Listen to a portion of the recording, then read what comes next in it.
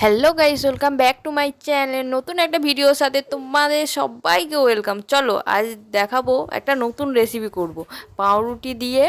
আর কালকের ছিল বাসি মাংস, সেই দিয়ে তোমাদের একটা নতুন একটা রেসিপি তোমাদের সাথে শেয়ার করবো। চলো এখানে নিয়ে নিয়েছি গাজর, শসা কুচি, লঙ্কা কুচি, পেঁয়াজ কুচি আর টমেটো কুচি।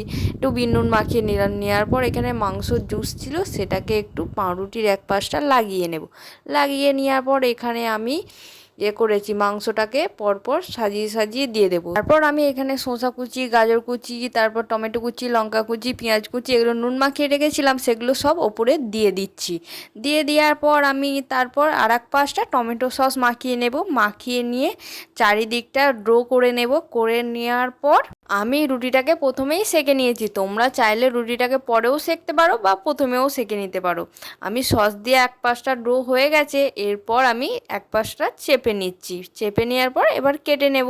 কেটে নেওয়া হয়ে গেছে, দেখো দুপাশে কেটে নিয়েছি। তারপর একে একে আমার সবগুলো করা হয়ে গেছে। আমি এরপর সস লাগিয়ে নিচ্ছি। লাগিয়ে নেওয়ার পর আমি এটা প্রথমবার ট্রাই করলাম, তোমরাও করে খেয়ে আমাকে কমেন্টে জানাও।